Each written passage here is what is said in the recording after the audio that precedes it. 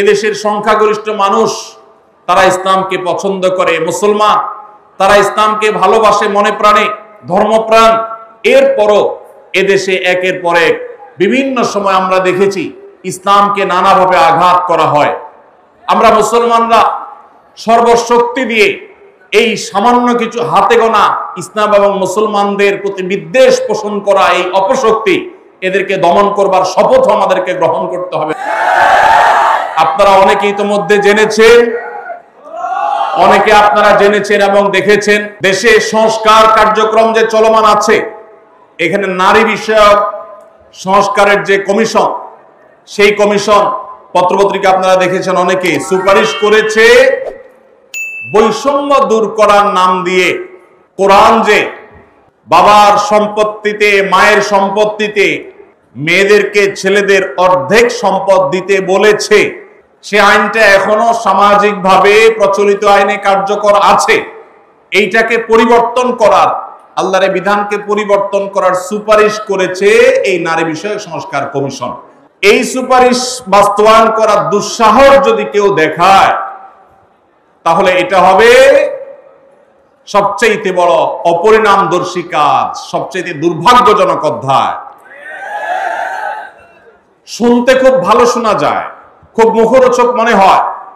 একই বাবার সন্তান, ছেলে এবং মেয়ে, ছেলে 2 টাকা পাইলে মেয়ে কেন 1 টাকা পাবে? কিন্তু এর পেছনে লুকায়িত আছে এক গভীর শয়তানের ষড়যন্ত্র। সেটা হলো পশ্চিমা পৃথিবীর মানুষেরা তাদের পরিবার ব্যবস্থাপনা ধ্বংস হয়ে গেছে, বহু আগেই তাদের পরিবার ব্যবস্থাপনা মুখ থুবড়ে পড়েছে। আজ এই ভারতবর্ষে শুধু মুসলমান কেন, আমাদের এই অঞ্চলের হিন্দু, খ্রিস্টান, বৌদ্ধ সব ধর্মের মানুষের মধ্যে পারিবারিক বন্ডিং এবং পরিবার ব্যবস্থাপনা, স্বামী স্ত্রীর মধ্যকার সৌহার্দ্য যতটুকু আছে, পশ্চিমারা সেগুলা কল্পনাও করতে পারে না।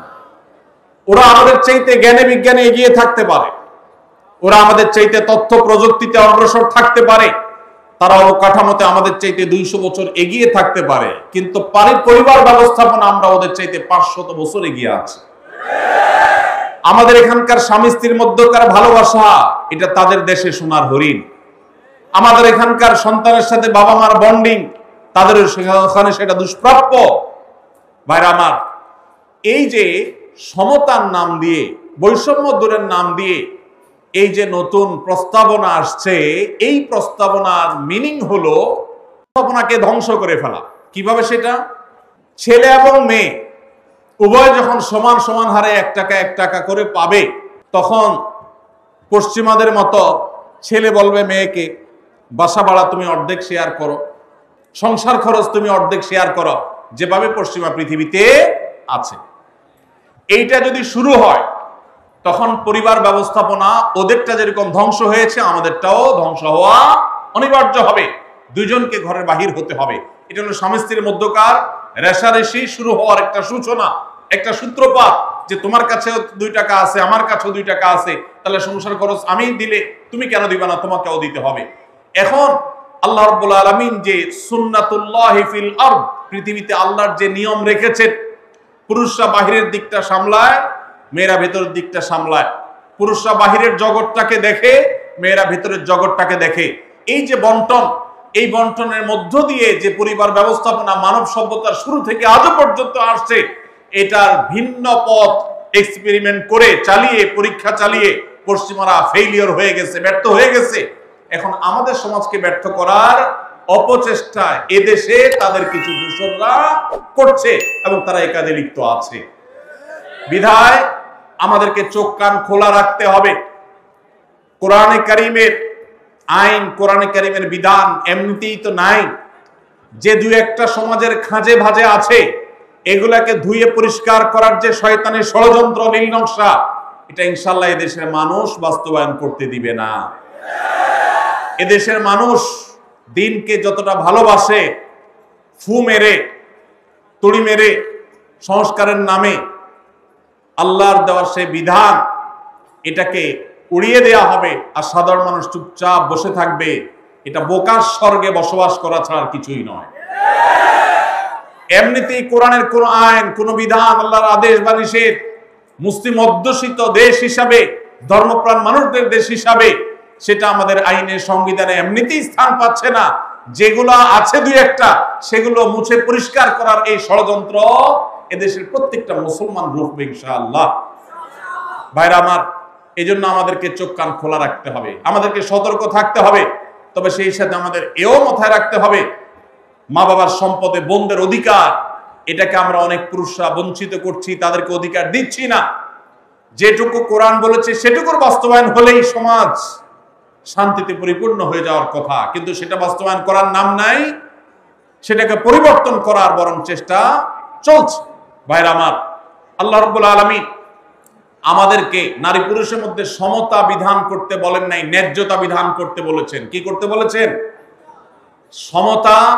ইসলাম সমতার কথা বলে না, ন্যায্যতার কথা বলে। সব সময় সমতা মানুষের ন্যায্যতাকে নিশ্চিত করে না, সব সময় সমতা মানুষের ন্যায্যতাকে নিশ্চিত করে না। এজন্য ইসলাম ন্যায্যতা কথা বলেছে। ন্যায্যতা এটা থাকতে হবে, সমতা থাকা জরুরি নয়। এক ছেলের বয়স 20, তার জন্য যে সাইজের জামা কিনেছেন আরেকজনের বয়স 10, সমতা বিধান করতে হলে তার জন্য একই সাইজের জামা কিনতে, একই সাইজের জামা যদি কিনেন তাহলে সেটা কি ইনসাফ হবে না বেইনসাফ হবে? ইসলাম এই মুখরোচক, সস্তা, শুনতে শুধু ভালো শোনা যায় এরকম সমতা নারী পুরুষের মধ্যে করতে বলে না, ন্যায্যতাকে নিশ্চিত করতে বলে। আপনি কোথাও আপনার ছেলে মেয়েদেরকে কোনো ভালো কিছু দেখাবার জন্য নিয়ে গেছেন, দুইজন ছেলে বা একজন ছেলে একজন মেয়ে গেছে, একজন বড় একজন ছোট, একটু উপরে উঠে দেখতে হবে। সেজন্য যে বড় 15 বছর বয়স, তার দেখার সুবিধার জন্য 3টা ইট দিয়ে বলেছেন তুমি এবার দাঁড়াও, সে দেখতে পাচ্ছে। এখন যার বয়স 5, তার জন্য যদি 3টা ইট দেন সে কি দেখতে পাবে? কিন্তু যেহেতু বড়জনকে 3টা দিবেন, ছোটজনকেও 3টা দিবেন, ছেলেকে 3টা দিবেন, মেয়েকেও 3টা দিবেন, এটা হলো সমতার দাবি। আর ন্যায্যতার দাবি হলো যার 3টা লাগে তারা 3টা দিবেন, যার 6টা লাগে তাকে 6টা দিবেন।